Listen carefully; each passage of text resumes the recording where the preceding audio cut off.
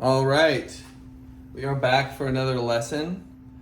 My assistant wasn't able to make it, so I'll have to show you walking very soon. But what we're going to talk about is just socialization. So we have a couple of videos left. What we really have coming down the pipeline for you is going to be a loose leash walking video and then a settling video, teaching her how to settle in public. Now, she's able to settle around dogs. I just want to give you a general overlay of her training as well as the socialization that comes along with it. So we're going to have some fun. I'm going to bring everybody out here in a second. I hope we don't have any disturbances, but again, we're still under construction. It hasn't really seemed to mess with our day-to-day, but sometimes during training, I usually train from 10 to 12, work on that stuff around then, and anyway, kind of get a little caught up as you saw yesterday, which is my apologies. I hope that didn't bother you too much. So with socialization, she's doing great. You can tell she's ready and waiting to just jump into action. I love that from her. It's amazing. We're not really going to be using treats, but I do want her to know that she is really good, and this is really a great love language from her aside from playing, or aside from attention. The one thing I think that she's really struggling with right now is just going for my hands when she's anxious or impatient and just looking for just like random licks. Like I was trying to work on my computer, send some emails today, and I always want her around. Don't ever get that twisted. But I don't want her to just be like reaching for my hand. So I pull it back, look for some eye contact, a hand target, and reset her. So if she's doing that and you're busy, good. And if she's gonna go for that lick, just pull that back. That's a good girl. She's great at following cues. I mean, really brilliant, truly. Touch.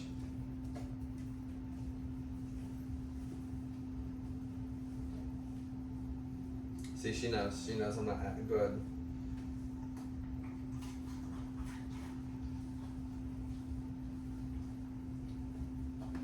And this is really just great work. It's just getting her to think about a few things and reset herself. Beautiful, beautiful, beautiful. Very simple, but this simplicity stuff, this simple stuff right here is going to boost her confidence over time. Boost, boost, boost, and make her be able to handle any situation with you guys. So, I'm very proud. So let's go ahead and bring the crew out and just see how she socializes. I want you to really kind of see what that looks like for a few minutes here.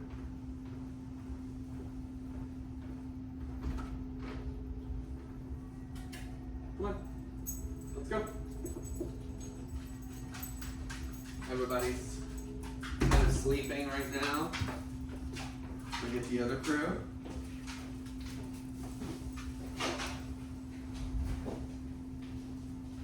Creepy.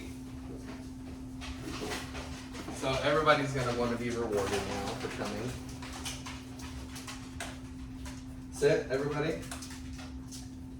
So see, when she jockeys her position, I want her to be patient. Sit. We'll try it again. I'm going to have her wait again.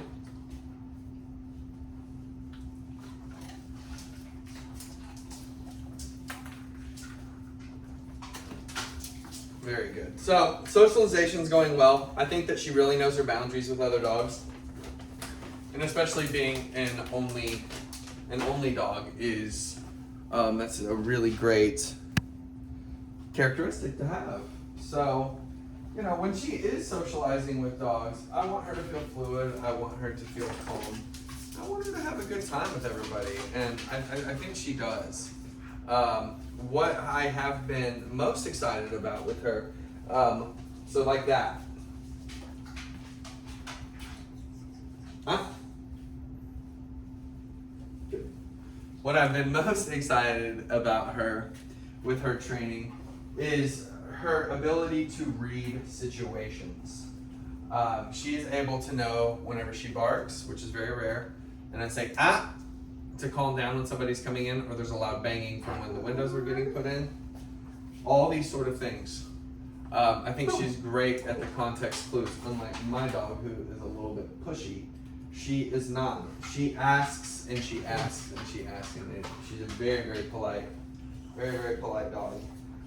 You know, she gets a little bullish on the couch with us, wanting to put her head in my face immediately, but that's okay.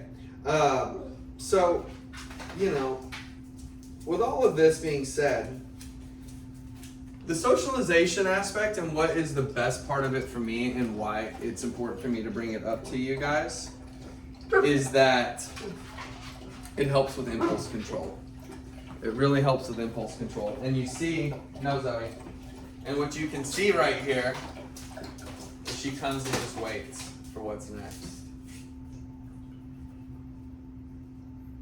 And she's not pushy about it. And I love that. It's a great quality. Very polite. She's a very polite dog, I think is what I'm looking for. So, you know, this is kind of getting us into that mature state of mind, the adult dog state of mind. Everybody here is 10 or older, I think, 9 or 10, if not older. All my dogs are seniors. But today we have a few new members of the pack coming in. I have 2 little dachshunds coming in, and that's going to be really fun to get her to interact with him. But, you know, I really just want you to see her in her element and understand that impulse control. Hey, touch. Good, look at that positioning. It's a good girl. Jump, jump. Riggs, do it. Boom! That's what I was trying to get her to do. Okay, not much else to report from her, but this impulse control stuff pretty much goes on all day. She will come around the corner around where this plastic is, and I'll be like, ah! Have her look at me, and then she can go say hi to the gentleman working. So stuff like that has been really great moments for her, and I want you guys to be able to work that kind of stuff in to your daily life when it comes to Darcy. So very much enjoying it, and holla if you have any questions, but I want you to, Darcy, why are you always out of frame? I want you to see that face. Hold on. I want you to see that pretty face. I know you want to see that smile of hers. So just watch it for a second. I always like to give people a chance to look at their dogs. All right. Touch. Good girl.